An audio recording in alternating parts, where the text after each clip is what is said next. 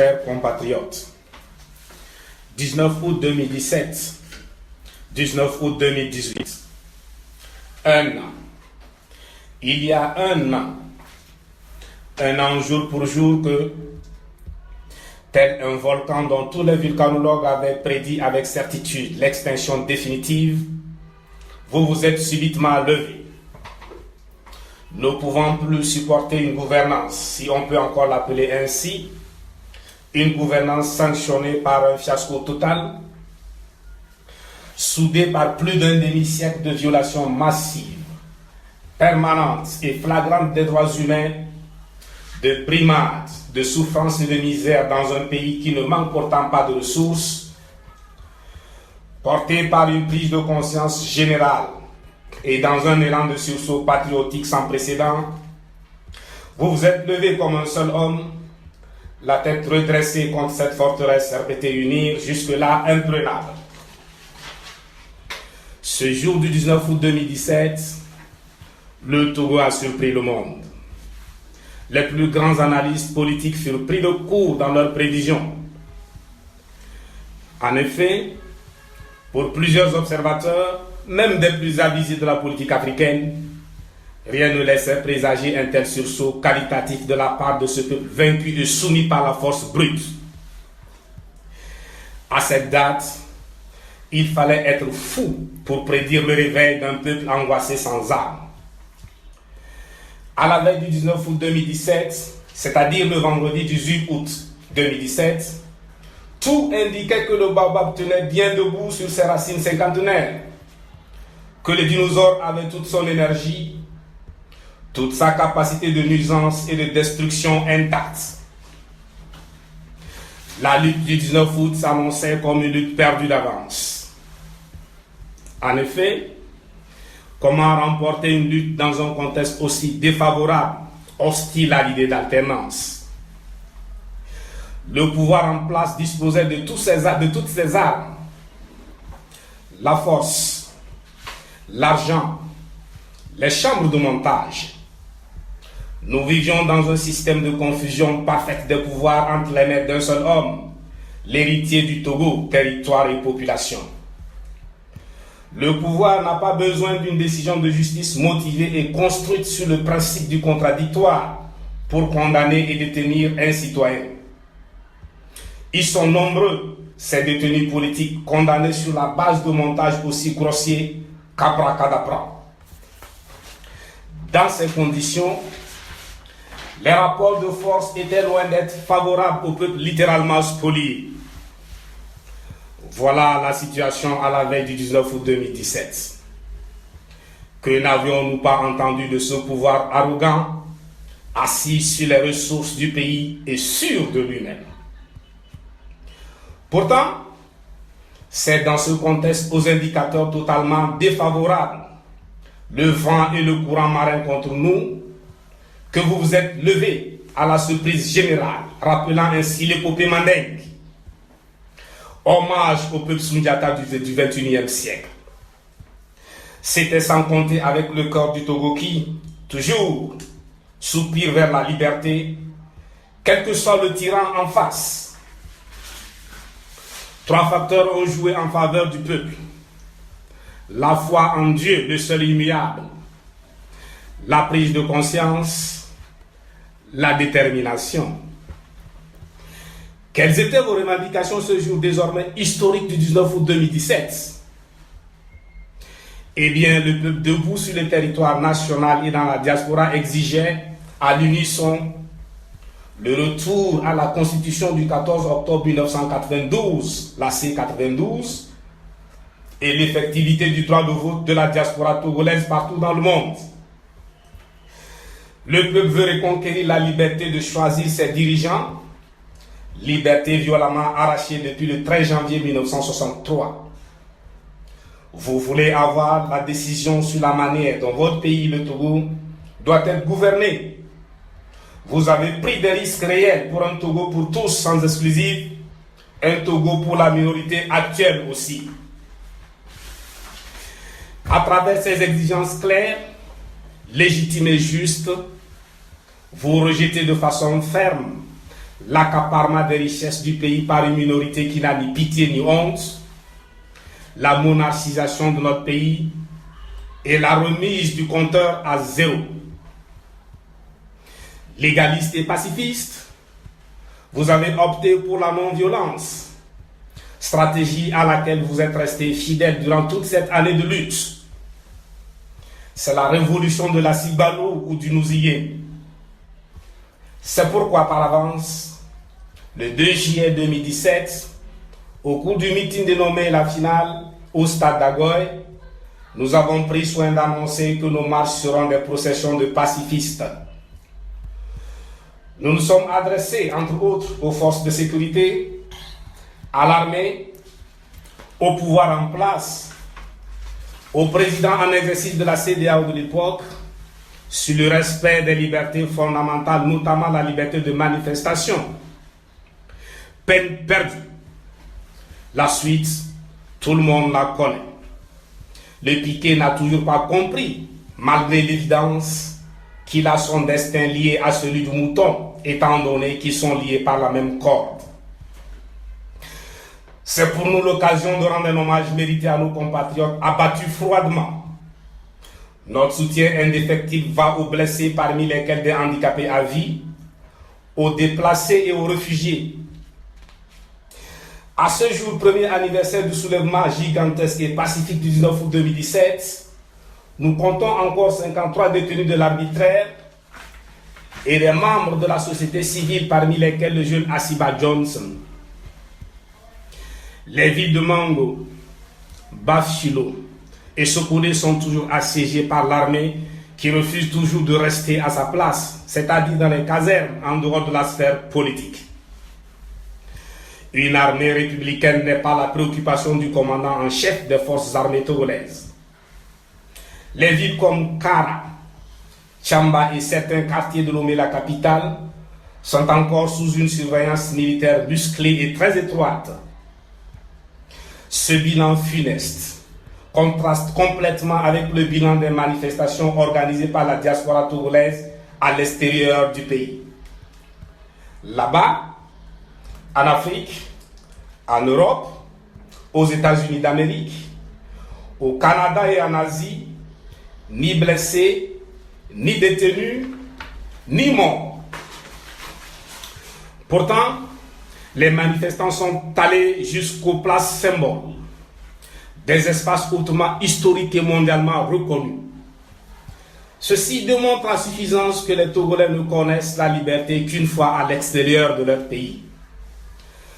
Dans leur propre pays, ils sont tenus de ramper sous un plafond de liberté juste au-dessus du plancher. Ce que le peuple togolais a réussi et qui force l'admiration du monde entier est exceptionnel. Les Togolais de l'intérieur et les Togolais de l'extérieur ont réussi, contre toute attente, à sauter la dalle au-dessus du Togo et à casser la clôture en béton armé autour du Togo. C'est justement cette situation qui faisait que personne, même à nos frontières, ne voyait vraiment et n'entendait distinctement les Togolais soumis dans leur propre pays à un calvaire inimaginable. Cette image d'un peuple en sanglots rampant sous un plafond plancher était méconnue de l'extérieur. Vous êtes finalement parvenu à internationaliser le problème togolais, faisant ainsi de la cause du peuple togolais une cause entendue à l'échelle internationale comme une cause juste. Désormais, et malheureusement pour le régime, de l'extérieur l'on nous voit, de l'extérieur l'on nous entend. Le mensonge n'est plus prospère. Il a atteint ses limites. En outre, vous avez réussi à briser ce que nous appelons le cercle de la division de la famille Gnassingbé. La vraie fausse question nord-sud est totalement discréditée. Aujourd'hui, qu'avons-nous gagné de cette lutte qui, précisons-le, est toujours en cours? Le contenu de la feuille de route constitue un acquis à consolider par la coalition à laquelle je rends un hommage mérité. L'unité d'action à laquelle nous avons tous souscrit se révèle payante. La feuille de route se présente comme un document cadre. De ce document de base, qui appelle des précisions de la part de la CEDEAO, vont découler des mesures concrètes qu'exige la gouvernance démocratique à laquelle tous les États membres de la CEDEAO ont adhéré, à l'exception d'un seul État, le Togo. Cette feuille de route a le mérite de renvoyer le pouvoir au constitutionnalisme posé par la Constitution du 14 octobre 1992, bloquant ainsi le compteur à 2. Par ces recommandations, la CEDEAO a rendu justice à la diaspora togolaise qui n'a jamais pris part aux décisions portant sur le choix des gouvernants et sur la manière dont leur pays doit être gouverné. Cette fois, la diaspora togolaise de par le monde tient l'opportunité qui, comme dans un élan de mouvement pendulaire ou oscillatoire, lui permettra de revenir frapper à sa position initiale pour enfin chasser ceux qui ont chassé des Togolais et qui font tout pour les maintenir hors du territoire national. De plus, connaissant la mauvaise foi dont est pétri ce régime en matière d'exécution des engagements, la CEDEAO, tout en instituant un comité de suivi de la mise en œuvre de la feuille de route, maintient le dialogue. Rendre justice au peuple togolais au front depuis 1 an contre la plus vieille dictature du continent est un devoir pour les chefs d'État de la CEDEAO. Souveraineté, oui, mais un gouvernement ou un chef d'État ne peut faire ce qu'il veut dans un pays de l'espace communautaire. Il ne peut pas considérer son pays comme une propriété familiale. Depuis les principaux empires ouest-africains, les peuples de la sous-région ont une histoire commune. Les États de cet espace doivent continuer l'effort de construction d'un destin commun, tout en gardant à l'esprit que le destin de l'Afrique est absolument fédéral. C'est la raison d'être de la CEDEAO, le sens de la lutte de la jeunesse africaine qui a, pour l'Afrique, le choix entre s'unir ou disparaître. La CEDEAO doit veiller à un équilibrage en matière de jouissance des libertés fondamentales et de démocratie dans l'espace communautaire, une sorte de convergence en matière de démocratie. Notre solidarité suppose liberté partagée, démocratie partagée, prospérité partagée. N'oublions pas que n'oublions pas que ce sont des femmes, des hommes et des peuples libres qui sont appelés à assumer et à assurer le développement de l'Afrique. À cette étape précise de notre lutte, permettez-moi d'exprimer toute notre gratitude à tous les chefs d'État de la CEDEAO. Notre reconnaissance va particulièrement aux facilitateurs qui sont le président Alpha Condé de la Guinée et le président Nana Akufo-Addo du Ghana pour les efforts déployés en faveur d'un Togo normal, un Togo où règne la force de la loi et non la loi de la force. Toutes nos félicitations au président Muhammadu Buhari du Nigeria pour sa brillante élection à la tête de la CEDEAO. Le Togo, pour plusieurs raisons liées à son pays et à sa personne, tout en lui exprimant sa gratitude pour ce qu'il a fait jusqu'ici, attend beaucoup de lui. Avec la nouvelle configuration, le dossier togolais tombe désormais entre les mains d'un comité de sages, au sein duquel 70 ans constituent l'âge de base. Malgré tout, la feuille de route reste une victoire d'étape. La lutte continue, restons donc debout. S'il est vrai que nous venons de très loin et que nous sommes tout près de notre destination, nous ne sommes pas pour autant à destination. Dans ce parcours héroïque du peuple en quête de liberté, de justice et de prospérité, chaque millimètre compte absolument. 1 millimètre avant la destination, ce n'est pas la destination.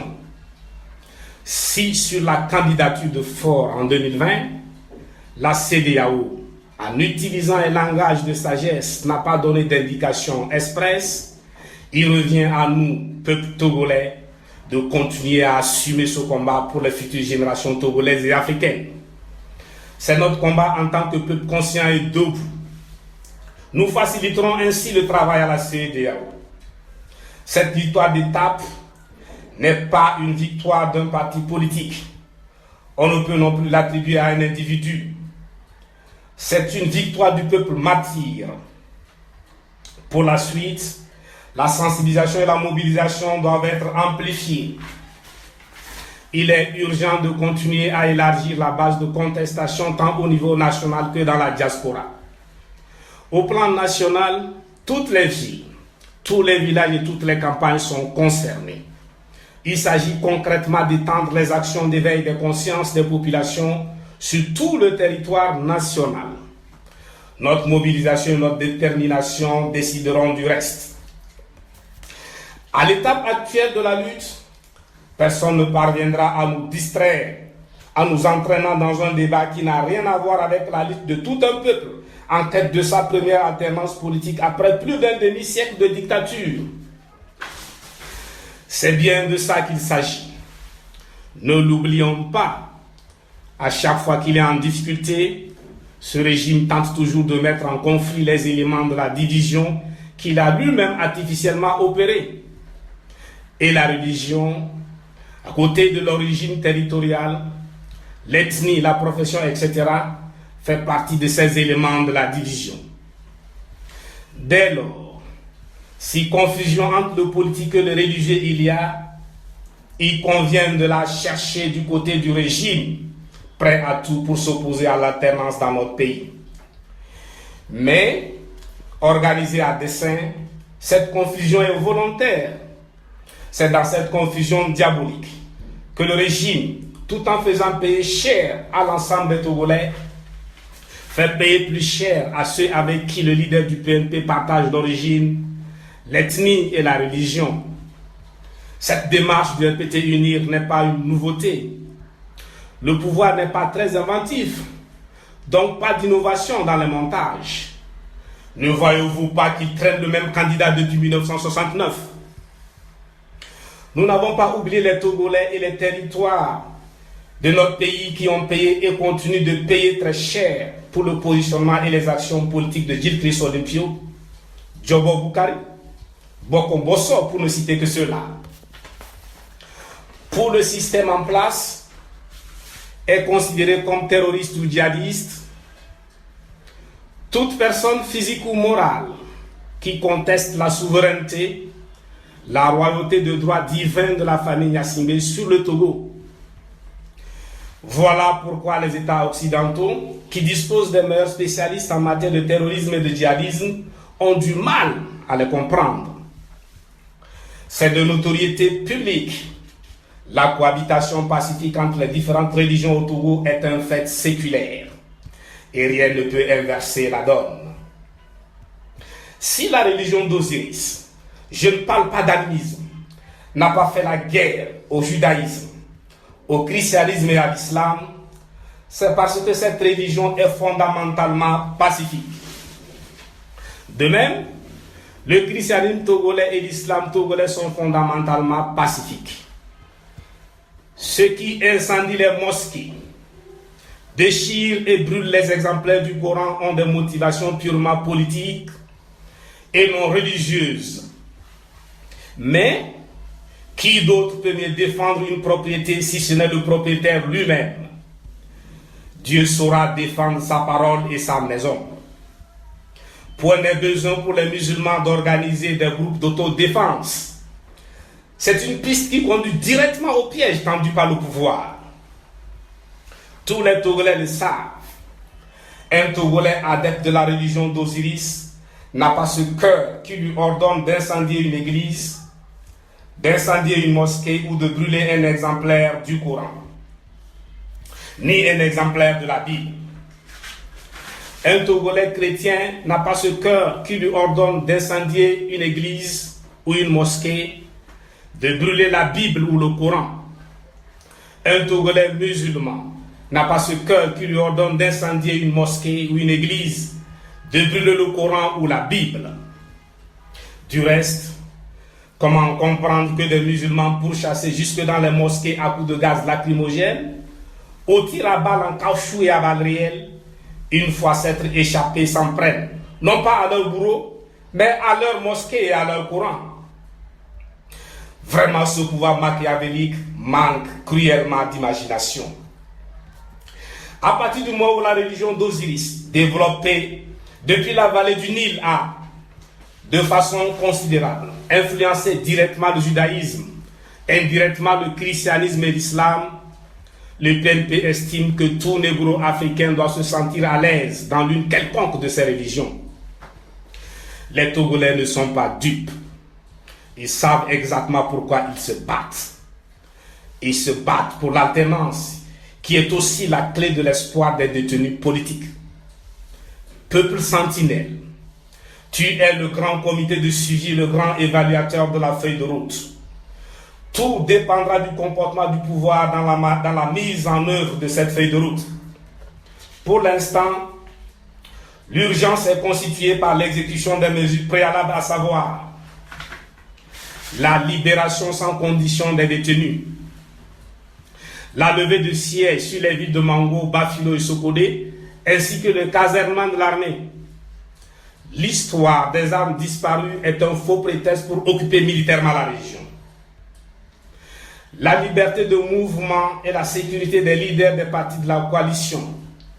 Notons que ce régime, père et fils, a une tradition de meurtre de leaders politiques. Sylvanus Olympio, Jobo Boukari, Tavio Amorin, Atuche Abobli et tant d'autres. La liberté de mouvement des responsables, militants et sympathisants des partis politiques de la coalition. L'arrêt de toutes les opérations en cours liées au processus électoral. La CEDEAO doit rappeler à l'ordre cette CENI qui se croit au-dessus de la Constitution. Sur ces préalables, nous en appelons à la fermeté habituelle de la coalition, porte-parole des aspirations profondes du peuple togolais. Pour ma part, en tant qu'Africain du Togo, je suis très fier de ce peuple auquel j'ai le bonheur d'appartenir, un peuple disposé à servir l'Afrique et l'humanité. En attendant, la lutte continue. À vous de l'été, sous-tassé, mais toujours à Sibaloulo, nous y aimions. Dieu bénisse le Togo et l'Afrique.